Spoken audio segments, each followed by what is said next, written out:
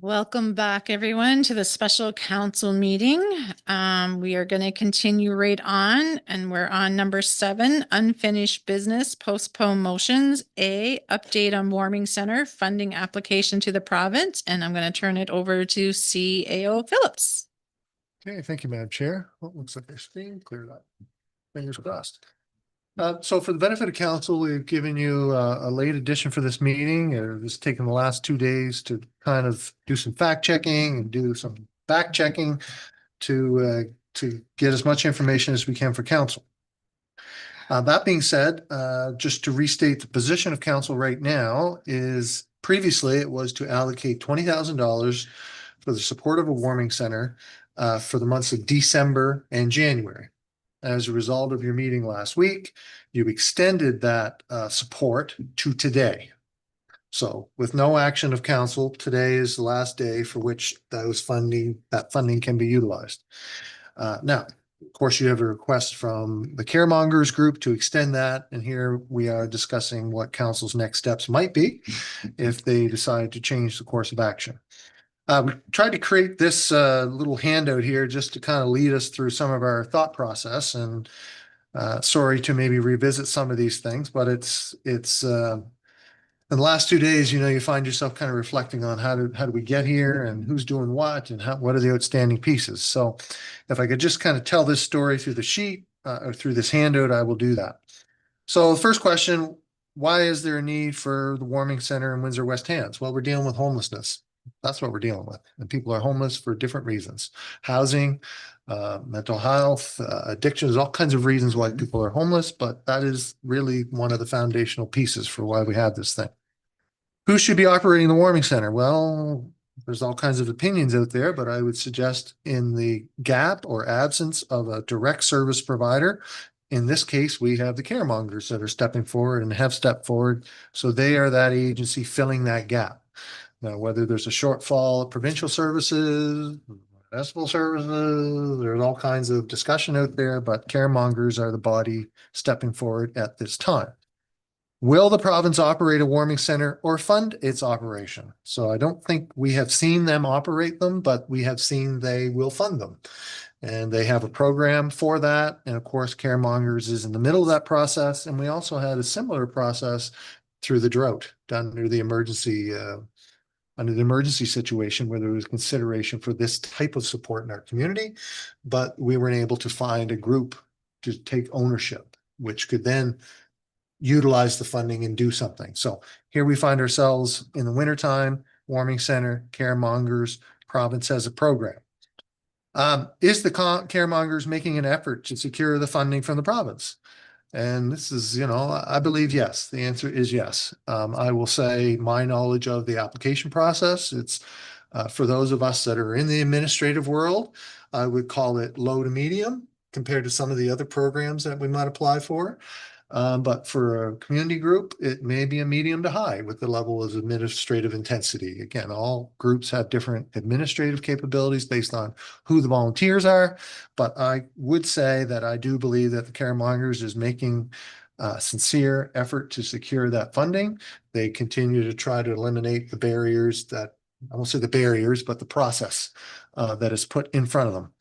What is the outstanding items? So we hope to address this in this next little part of the table, but primarily as a result of conversations with the Caremongers today, Leslie Porter as a representative of an insurance broker who looks to be the broker and insurance company of choice, not only by the policy provision, but the cost and all these other pieces.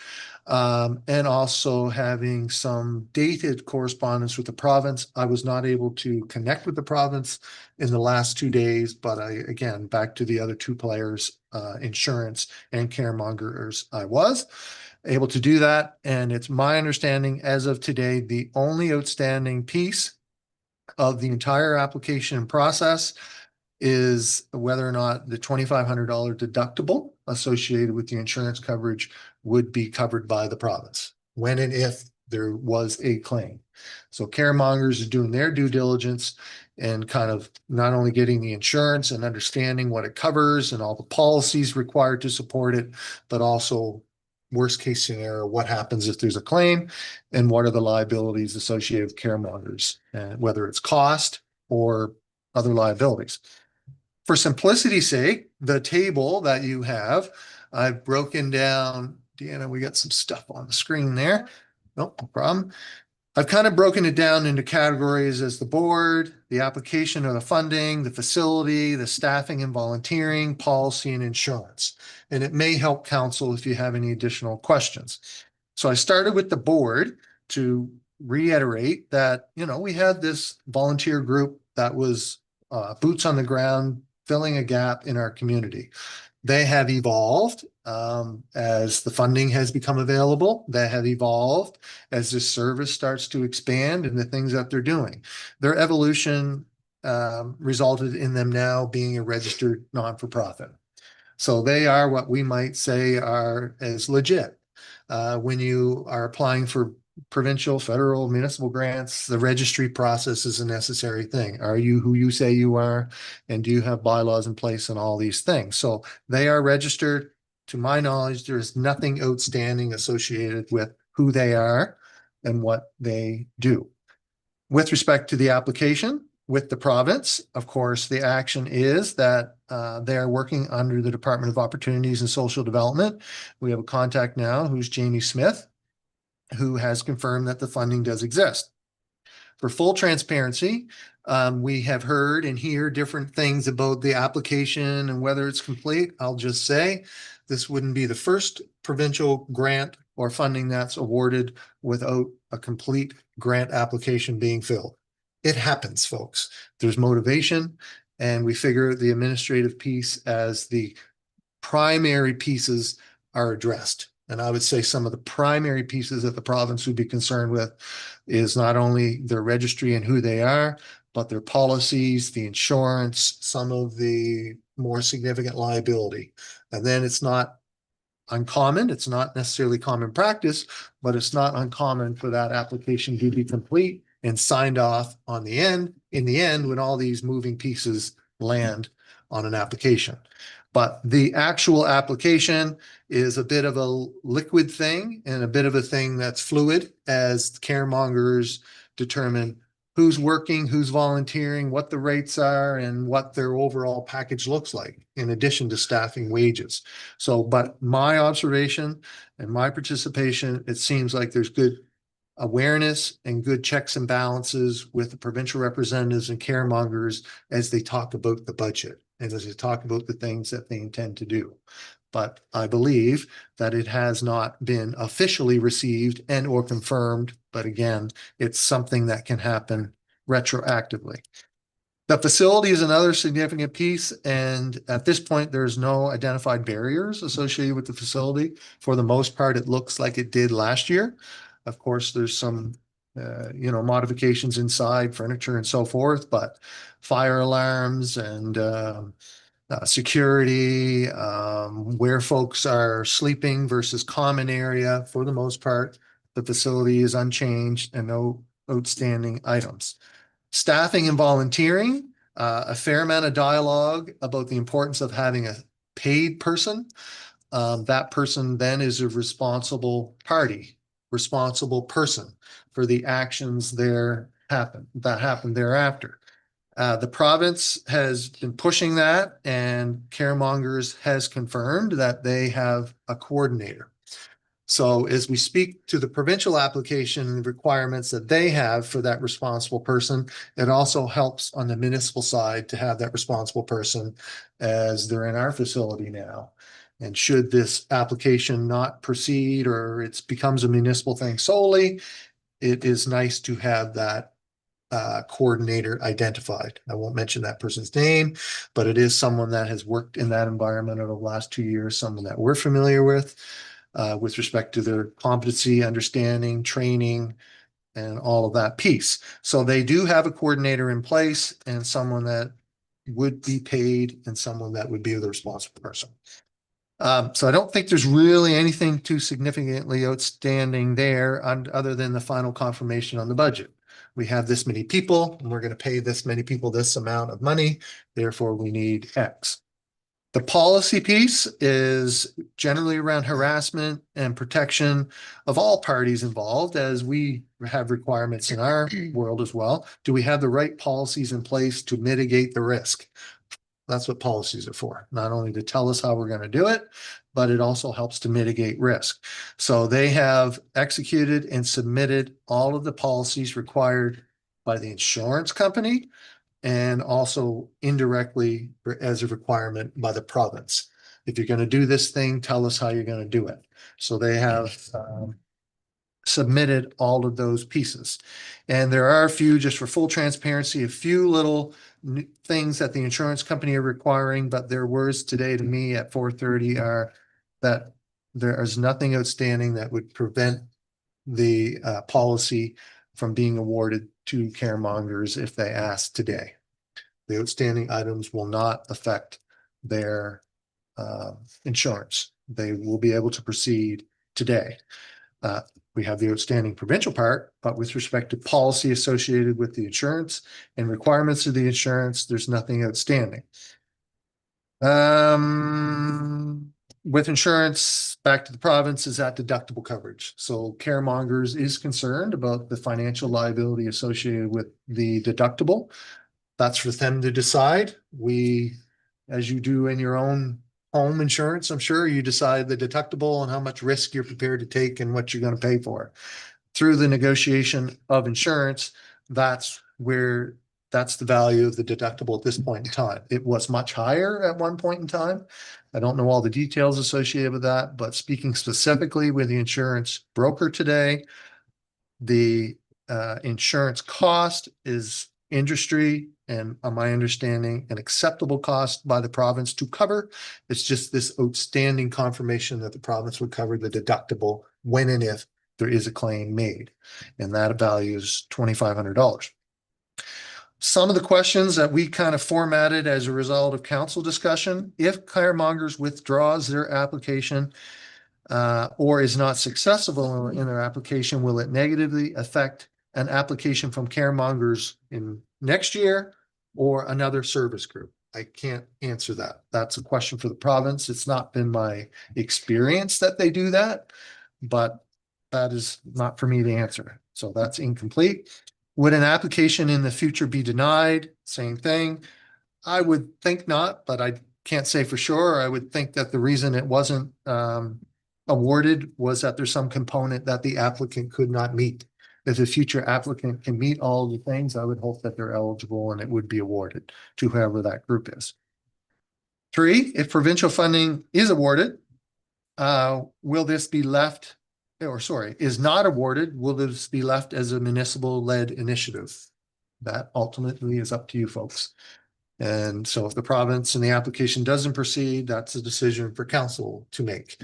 I think there's varied opinions around the table as to what space the municipality should be in with respect to warming center. That's a discussion for council. The last one, if the municipality provided an extension of the $20,000 to be used through until the end of March, will caremongers continue to work on the application? I asked that question today of the caremongers representative, and they said that they would be continuing their application, that, they would not just dismiss it if our funding continues as they have requested. On to our funding. Deanna has prepared this and we're forecasting. That shows there in December, January, and then another account for January. And as we forecast to our next pay period, based on who we know is working in the schedule and who's being paid, we are forecasting effective February 12th that we will have a remaining amount of funding in the $7,300 range. So to respond to caremongers' request, allow us to use this funding until the end of the warming center, they would have approximately $7,300 to utilize between now and that period. It's my understanding they do have some cash in hand that they have to support their initiative. How they are allocating or using that would be up to them, but they have asked you to consider extending that $7,300 beyond, yes, today. Thank you, CAO. That's the up. Okay. Yeah. Any questions for CAO on his update? Counselor John Smith. Thank you, Your Worship. I have a few questions. Initially, I heard that there was a need to have a kitchen in with the warming center. So, is there a kitchen in there, or was there a workaround there? I would call that a workaround. So there's not a kitchen in there. There's not a commercial kitchen. There is a commercial kitchen in the community center, which could be utilized for food prep. It's a legitimate commercial kitchen, but of course, they would have to have food handlers and so forth in order to prepare food in that way. But the workaround is we have some microwaves and toaster ovens and hot plates, air fryers, that type of Okay. residential use for warming food. And then, of course, they have their own donations. But yeah. Okay. Okay.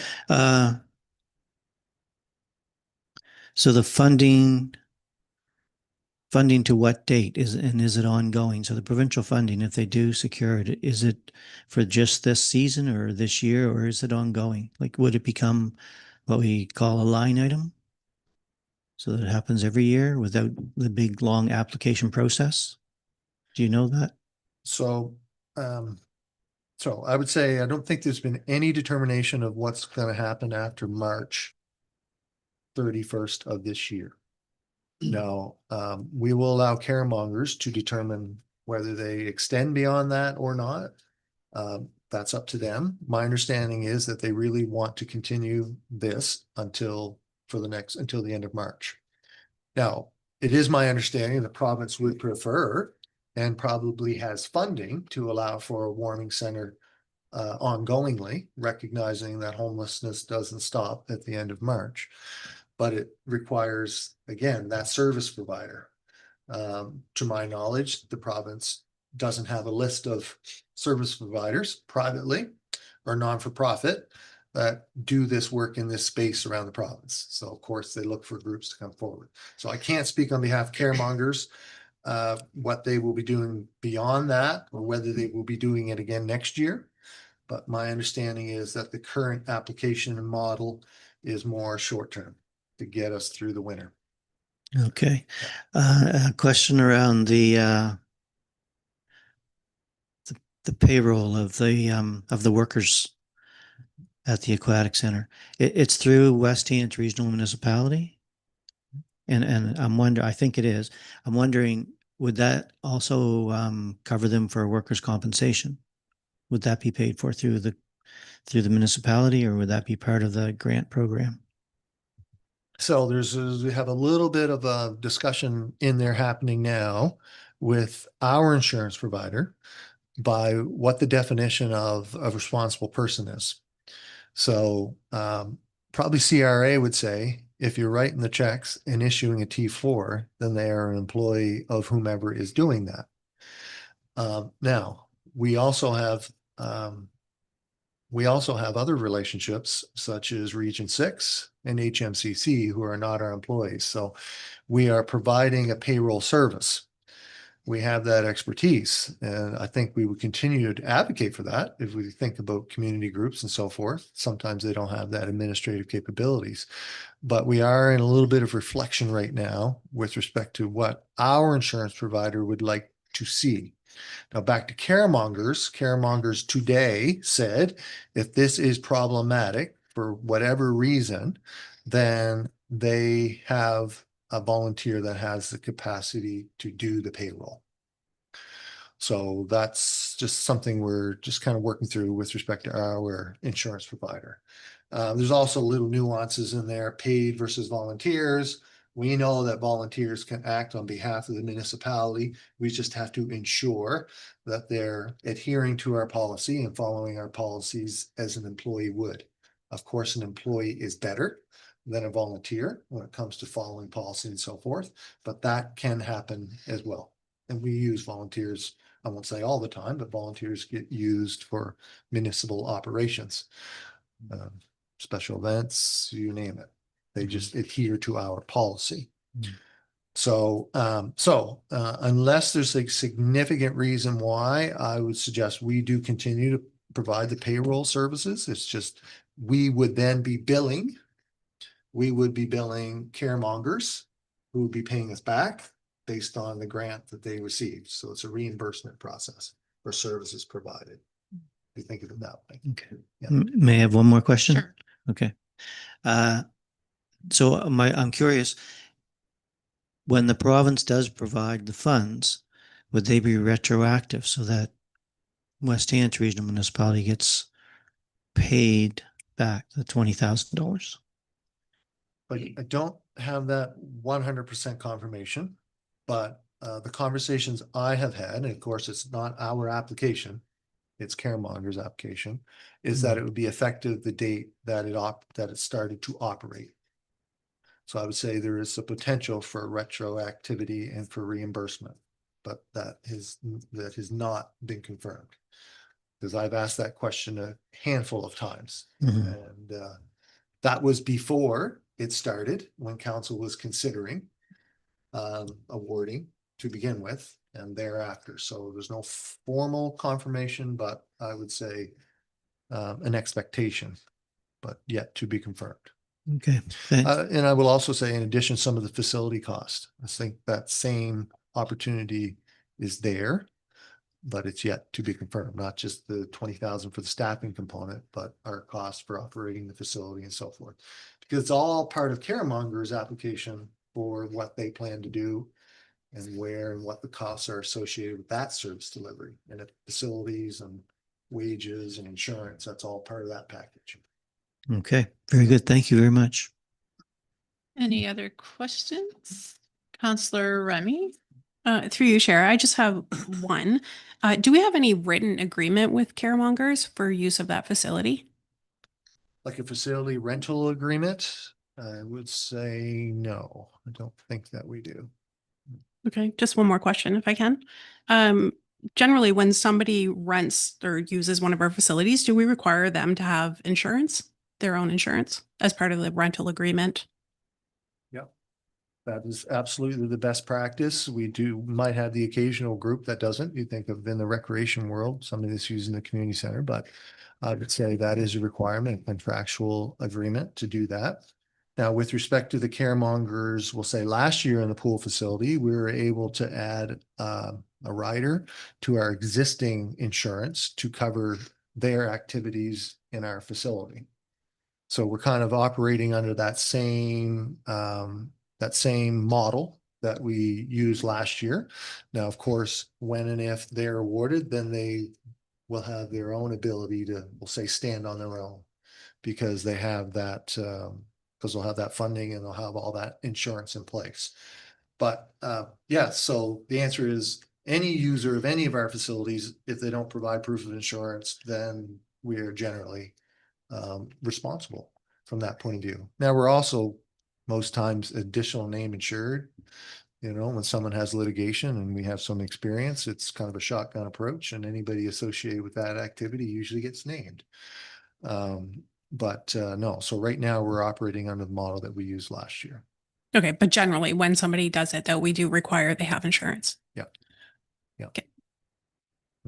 Seeing no more lights, I do have a couple questions. So just on it says pending confirmation of deductible coverage by the province. So they do have an insurance policy that they can act upon. It's just waiting for the 2,500.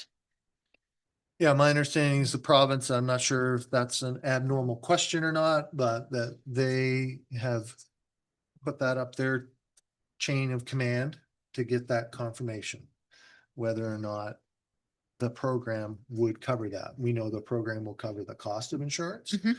but there has not yet, to my knowledge, been a confirmation that the deductible amount of 2,500 would be covered. So that's a lot less than what was given to us last Tuesday evening. So, and you said that they had cash in hand from fundraising. I'm not going to speculate that they have 2,500, but they do fundraise and there's online fundraisers, so they could. So if our insurance is covering it now, we would be on the hook if something happened. And I don't know what our deductible would be that we would be required to pay, but I'm assuming it might be higher than 2,500 or around there. General liability, I'm not sure. Yeah. Correct. Anyway, but we would Yeah. have to pay that. Yep. So Yep. once, twice, whatever. Mm. Didn't realize, just a comment on the drought. I know OSD does a lot, and I spoke with the MLA last week because I thought I was going to have to chair that meeting. And I know that the province wants to work with the caremonglers. And this council, when we had our meeting on Saturday, a couple of weeks ago, one of our strategic strategies was working on partnerships. So this would be a good partnership with the province, knowing that there's funding out there, and the caremonglers, knowing that, oh, you look at the money water was given to buy bulk water. And I know this is for longer than the winter. And like you say, when we had the fires and the fire ban, we had to move folks around. So it would be nice if there was a group out there that could work with these people 12 months a year. And I do believe the province has the funding for that, because I think we have folks now living in spots that really aren't safe, that we really got to think about our risk and how much risk do we want to take with some of these folks living on our property with the way they're living. So I think there's a good opportunity here. And I'm happy to hear that possibly it's just the negotiation of the deductible coverage, and this could be approved by the province, and the province could be helping West Hants in a big way with our homeless unhoused. So I would hope with the next couple of days that would be a good news story that the province can, through OSD, release that we are on the right direction to help these folks. So the only other question I do have, and I know Director Rashawn is here, most not-for-profits, when we give them funding, we have a funding agreement with them, Dial-A-Ride, et cetera. Are we able to do that with caremonglers? I think if we're doing it for other not-for-profits, that should be something we should be doing for them as well. Are we able to do that?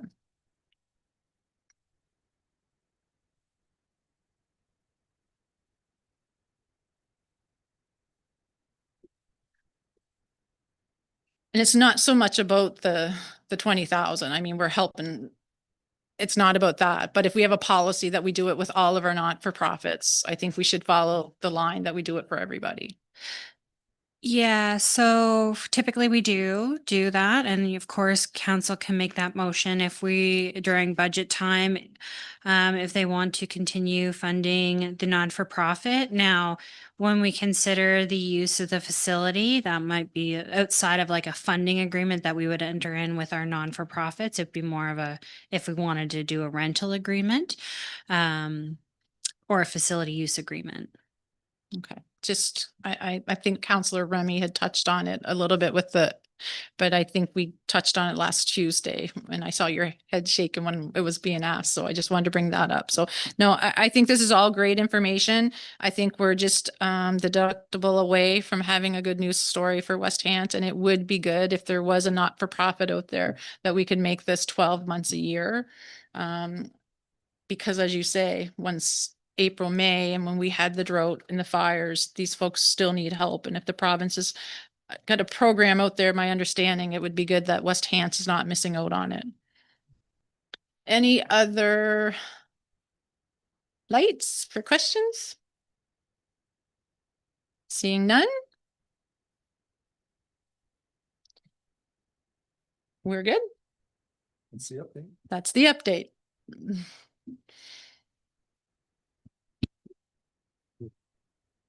Councillor Ivey. Yeah, thank you, Chair. So that's the update. And I understand pretty much what we've said here. There's a couple of triggers in front of us. One is, well, first thing is the extension of the funding through to whatever period of time we determine. It's noted in here to be March 31st, which appears to be about 3 weeks beyond what they have funding on hand for. The other being the implementation of the provincial program. as potentially a transition point that would change us out of funding that to take place. And the other, as mentioned, is them actually running out of funding. So there's three things that can happen. I think in there, ideally, we'd see it occur that the provincial funding kicks in first before they run out of money, but then everything not later than the end of March. I don't know what council thinks of that. I'm going back to what we'd talked about a week ago. And if we want to see that extended, we can certainly get a motion on the floor, but others may have different thoughts about that. I certainly open to hearing what anybody else has to say. I'd be prepared to try and get a motion out there for us to address this. Thank you. Okay. Is there, I'm looking for lights or Counselor Remy? Through you, Chair, I'd be prepared to make a motion. Sure. I'm trying to sort it out through my head. I just want to say one thing first. Like, I'm comfortable supporting this until the end of the season, or they get the provincial funding and those types of things, because obviously no cancellation in the services that are being offered to those individuals is the ideal situation. Myself personally, though, and I feel like after discussions around here, I think we definitely need clearer requirements moving forward into making sure that, you know, insurance and the liability, that's all of the things that we have chatted about, needs to be a little tighter moving forward, just like as far as agreements and who's using our facilities and who's responsible for what and those types of things. Because there were quite a number of things that came up here that I think are a little too risky. But anyway, that being said, trying to think of what the motion is to extend the deadline of the $20,000. I'm trying. Yeah. Yeah, that works. Of the $20,000 until it's gone. Motion. Does that make sense? I could probably word Yeah. that better than that, but until it's exhausted. Exhausted. There we go. There we go. Exhausted. Thank you, Rupert. So do we have a seconder for that motion? Seconded by Counselor Yanish. So the motion is that council approve that the $20,000 for the caremonglers be used up until it's exhausted. I'm Madam sure Chair, can I clean that up? you can clean it up, please. Thank you. So the motion has been made by Counselor Remy, seconded by Counselor Yanish, and our clerk is going to clean up the motion for us. So is there any discussion on the motion? Seeing none, all those in favor? Aye.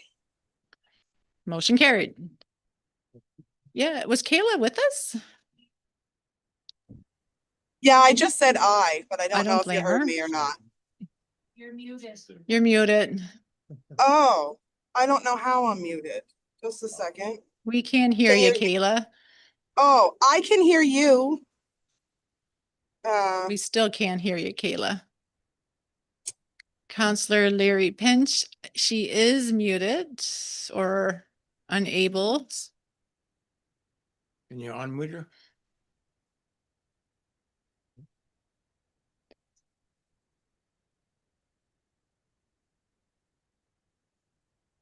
The motion has been passed, so, oh, there she comes. Thumbs up. Thumbs up. So the motion has been carried. So that is it. So that brings us to the end of our agenda. The next meeting is next Tuesday evening for Committee of the Whole at 6 o'clock, which would be February the 10th. So everyone have a good evening.